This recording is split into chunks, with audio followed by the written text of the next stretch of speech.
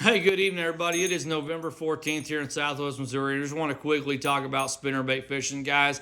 I was so blessed as a child and as a teenager. I was raised by one of the best spinnerbait fishing that I ever knew in my life, who nobody else knows, and maybe it was a blessing in disguise. I don't know.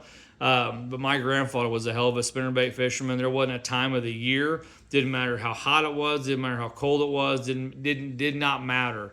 Did not matter. The man always had a spinnerbait, and so I have one of those core memories of it. Doesn't matter if I'm at the lake or if I'm like at a gas station and a boat pulls in. If somebody's got a spinnerbait tied on, and I hear that old jingle of those blades, man, it brings back some sweet memories of that man. I loved him so much. I'm just so sorry that, and I'm so sad that he didn't live long enough to see the success I've had on a spinnerbait and how much I love it and some of the things that I've done. I think to enhance the teachings that he gave me. But yeah, my grandfather was one of the best spinnerbait fishermen that no one ever heard of, and I think some of it, my confidence is that nostalgia because I saw it so many times. We'd have tough days in the water, pick up that spinnerbait, 4 pounder, 3 pounder, etc. Or just put a whooping on. It wouldn't matter if we just caught keepers all day, 15 inchers or 12 inchers or whatever. We were at that spinnerbait came out. I knew it was on. So this is my fall approach. If this doesn't work for you, I get it, and it may not work for everybody. Here's how I like to do it in the fall. Fall fishing to me means spinnerbaits, and this is something I've developed. I'm just passing it along. And I'm not sponsored by any of these companies I'm talking about, but hey, if you see it, I'm going to tag these companies. If you're a rep or you see it, you work with these companies, and you think, hey, like, give me a shout. I'd love to talk, love to work with you. 2026, we're going to really hit the fishing a lot harder, and especially in 2027, we're gearing up. We're going to try to get on the road.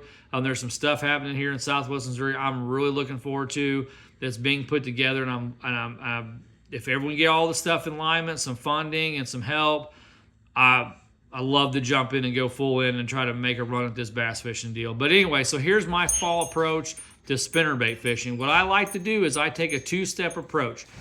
War Eagle, and this is an original hand-tied from back in the day before they were bought out.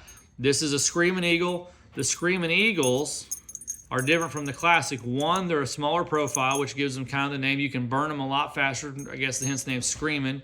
But they have the weight down there kind of on the shank of the hook. Not only just the weight of the head, because it's smaller, but they put that weight down there on the shank of the hook to help balance that deal, to help you burn that thing through the water a lot faster compared to the original War Eagle, where all the weight is up here in the head of the spinnerbait. These are both half ounces.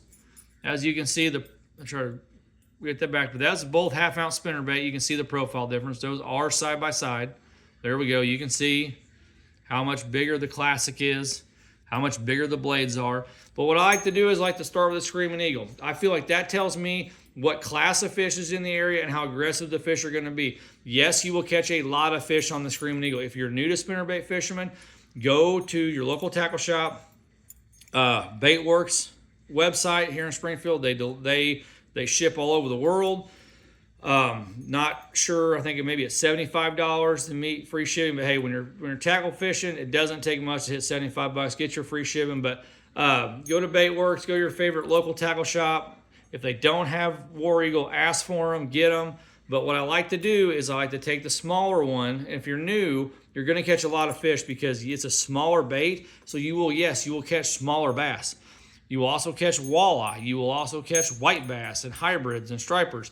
And every now and again, you will catch a catfish, believe it or not. If it's chasing shad, and there's shad in the area that are being chased, this can be pretty deadly. Like I said, if you're new to spinnerbait fishing, get you a Screaming Eagle. Help build your confidence. You'll catch a bunch of fish. And then what I like to do, once I've established that the fish are aggressive, they will eat a bigger bait. They're, like, hey, there's keepers, there's 15 plus inchers in my area I'm fishing, and they're aggressive. I like to move up to the full size War Eagle classic willow double willow blade spinnerbait.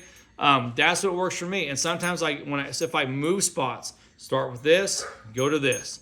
Just rotate in and out. And once I establish, sometimes like I did on Sunday, this goes away, take it off, and I just pretty much fish the original War Eagle spinnerbait. Now, what I will do also is I did this Sunday. I don't know what brand this is. This could be one of several brands. But this is a white and chartreuse. Got the painted blades. The water conditions that we were fishing late afternoon called for this. So I made the adjustment. Took the Screaming Eagle off. Knew the fish would eat a full-size spinnerbait. So I matched the water conditions to what I need. I needed a painted blade and a little bit of chartreuse to come through the water. Okay, I need a little more visual. This is more natural. Obviously, there's not many shad running around bluegill. But this time of year, we're mainly gizzard shad, threadfin shad. There's not a lot of bluegill being fed on. In most lakes around here, most of the bluegill are kind of moved deeper for the season. They've kind of moved offshore. The shad, the gizzards, and the threadfin here in South Missouri, that's what's shallow. That's what the bass are eating. They're eating to get fat for winter, trying to make that run to get that fat reserves that last them through the winter. They are a cold-blooded animal, so they eat when they can, and then they can go days and weeks without it. So they're feeding up, feeding hard.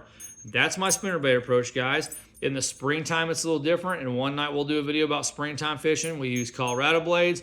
We want a lot of thumping, and there's sometimes in the fall, there does call for a lot of thump. If you watch anything Jason Christie does, he's one of the best. I mean, everything that I learned from my grandfather, you know, didn't learn, I learned from Jason Christie.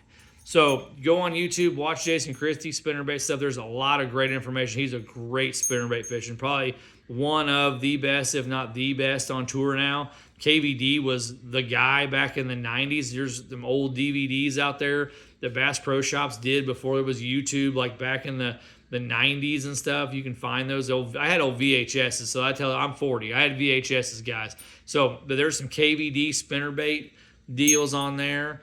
Out there you can find great information. So you know, you find what system works for you. You find whatever brand of bait works for you. For me, it's War Eagle.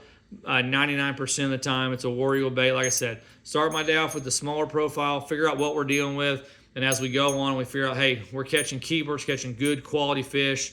They're aggressive. They'll eat. One thing I do on all my spinnerbaits, probably 90% of the time, is I use a trailer hook. Unless I'm fishing super heavy cover, I use a trailer hook because I just feel sometimes you get a lot of short strikes in the fall. You get a lot of, even the keepers sometimes don't get committal. They might have seen a lot of baits by Sunday. You know, if you got Friday, Saturday, Sunday tournaments, by Sunday afternoon, the fish have seen a lot of baits. They may be weary, so that stinger hook or that trailer hook really comes into play. And I really like these Zoom split tail trailers. This one's torn all the shreds. It's barely hanging on, but I really like, even with my trailer hook, a lot of times I like a trailer. So there's been times before that I've caught them and they've had the trailers down, the chompers down the throat, you know, hooks in the top of the mouth. Well, they've got that trailer down the throat. So they were definitely keying on it. They were definitely eating it. It's a good sign. So guys, good luck fall fishing. If you have any questions, send me a message. Love to help you out. But that's my fall spinnerbait. My fall spinnerbait tandem. My technique. That's my game plan. This is what I do in the fall. And one other thing I will tell you guys, and I know the owner of this company. He's a great guy. He got a great family. They love to fish.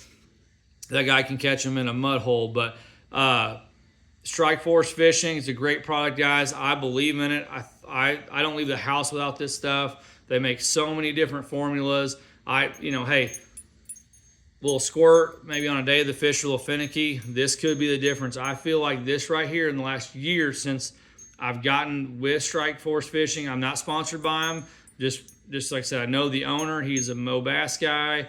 He's a hammer here in the state of Missouri. He's qualified for the Bassmasters Nation Championship. He's a hammer, and he knows what he's doing. And when he bought this product and brought it back to life, I was all in, and I'm a believer. I think this product, the crawdad and the shad and some of the other formulas have put so many more bass in the boat for me because when they bite it, they just don't let go. But guys, that's my fall spinnerbait fishing. Like I say, any questions, give me a shout. I'd love to help you out. Hey, if you're deer hunting, be careful, wear your orange, be careful, and God bless. We'll see you on the water.